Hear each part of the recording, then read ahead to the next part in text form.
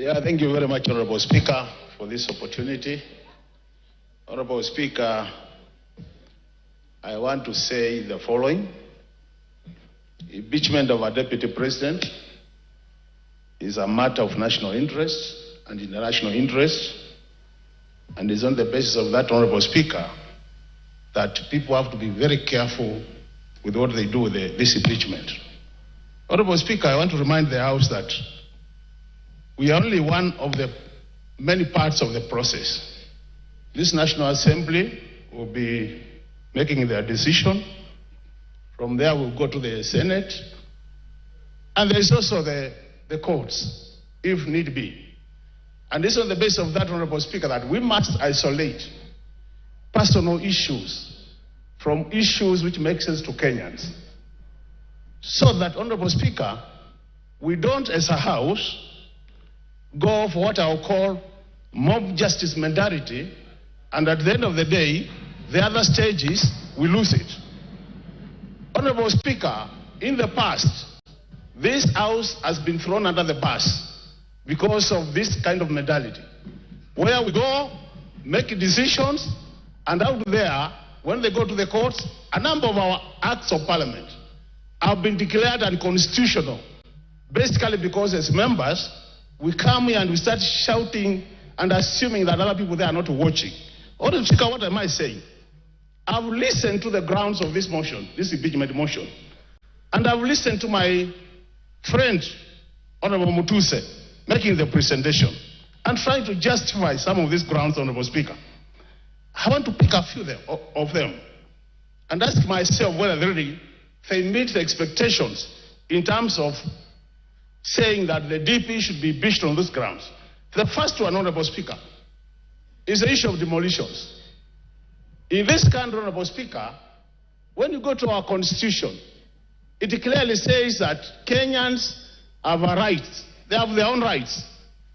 And if the government has made a decision to carry out demolitions, looking at the hierarchy in terms of governance, the topmost person in terms of hierarchy is the president, is not the deputy president. So in a situation where a decision is made, and the deputy president says he doesn't support it, the question is, should you be harassing the deputy president or the president? Because the person who took the oath as the head of the executive is the president or the deputy president. So on the basis of those demolitions, Honorable Speaker, it is going to be very unfair to start saying it is the deputy president who is in supporting the president, because at the end of the day, whose decision did carry the day? That's the question. The second issue, Honorable Speaker, is the issue of shareholding. Honorable members, let's be very honest with ourselves. We are all politicians. We have been voted in. We represent constituencies. How many of you can say that you are not practicing what is being explained in this motion? How many? Let's be very honest with ourselves. Let's be very honest with ourselves that most of you, majority of you, are doing exactly what is being said in this motion. It's only that don't say it publicly. That's the truth of the matter, Honorable Speaker. Honorable Speaker. Yes, Makali Mulu, there's a point of order. Yeah, I have no problem, Honorable Speaker. Yeah. I hope I will be saving my time. Mr. Speaker, on a point of order, my name is Steve Mogaka from West Mogrango.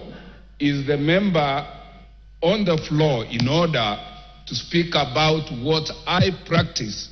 What does he know about what I practice? Can he restrict himself to what he does and not start throwing aspersions on members of parliament as if he is in their minds and he is in their practices? He's not. Is it not out of order?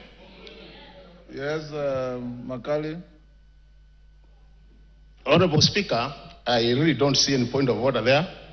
I ignore and proceed. Honorable Speaker, the issue of the judicial officer who is being accused as one of the grounds for this. Honorable Speaker. Order, Makali. And Honorable Speaker. There's another point of order here. Point of order. Take your seat. Yeah. Give Farah the mic. Mr. Speaker, is the Honorable Makali, somebody I have a lot of respect for. In order to compare a member of parliament who represents a constituency and the functions of that member and somebody who is the Deputy President of the Republic of Kenya who represents the four corners of this country, and say that because the members of parliament go and develop, my presumption is that he thinks the CDF funds for one constituency cannot be taken to another constituency. But that's a different thing when it comes to national resources and the Deputy President of the Republic of Kenya. Makali, wind up, your time is up. You know, Honorable Speaker, I hope this is not just to drive me to not to say what I wanted to say, Honorable Speaker. I can see a very deliberate move to curtail me from saying what I want to say. Do you want Honorable Speaker, Honorable Speaker, you know the thing is, Honorable Speaker, and Honorable Speaker, you need to protect me on a serious. You have been protecting everybody who has spoken. Unless also, Honorable Speaker, you're on the same side of those who are supporting. Because on a serious, Honorable Speaker, I don't think it's fair. You have been protecting everybody else. You can't protect. Order, Honorable Makali Mulu. Order, Honorable Makali Mulu. You've been sitting here since we started. Order, Makali. Not a single previous speaker attracted a single point of order. If any came, the speaker will allow it. Not a single person raised a point of order. In fact, I'm being gracious by asking you, Nimrod Mbai wants to inform you, do you want this information? If you don't want it, you go on. But for you, Order, Makali Mulu. You know, when you lose your cool, you also lose the argument. So just be composed, say your bit. The speaker has no dog in this fight. Just say what you want to say, finish, and we give space to somebody else. And any member who wants to stand on a point of order, it's within your standing orders. He has said he doesn't want your information. Go on. You know, Honorable Speaker, with all due respect, people have been making their contribution here since morning. Nobody has been shouting point of order. So, and it's my democratic position to oppose the motion. Order. Honorable Speaker. Go on. Honorable Speaker, I've been elected by the people of Kitui Central to come to this house 3 times. And nobody can assume that I cannot make my contribution. Honorable Speaker, I've been saying, on the matter of judicial officer. Wind up. The judicial officer has been accused of corruption-related matters, Honorable Speaker. And there is a court case, or as we are speaking. Are we running away from accountability as a country? When do we allow the courts to do their work up to the conclusion that as a house we want to make this as a ground for impeachment, Honorable Speaker? This is what we are saying. There is separation of power, Honorable Speaker, and we should respect that. The other thing, Honorable Speaker, the India of officers has been called by the DP. Just called. How many of us here since morning have been called by the President? How many of us here since morning have been called by the Deputy President, pleading with us to either support or oppose? Can you be impeached on that note? On a serious note, we need to be serious as a house. And that's why I'm saying, Honorable Speaker, from where we are seated as a house, you go for mob justice mentality, you lose it at the top there, you are trying to reduce the credibility of this house to the lowest level. I know we are already low. I wish we should not reduce it further than where we are, Honorable Speaker. Let's go for strong grounds for opposition of this motion. Is it a situation where a thief has been sent to court to catch another thief? This is a situation. Honorable Speaker, this country has much more serious issues than what we are discussing. Your time is up. Order. I will now order. Take your seat. Order. Robert Mbai, Boy. Order, Robert Mbai. Give him 1 minute to finish. Yeah, Honorable Speaker. So I was saying, Honorable Speaker, Kenyans have said that Kitui Central in particular has said, kufa makanga, kufa ndereva, kufa mechanic. Because Kenyans are more serious issues. And when they die, we want a new renewal of this country, Honorable Speaker.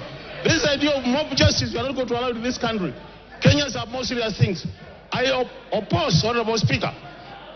Mele Odhiambo to speak to the public participation report.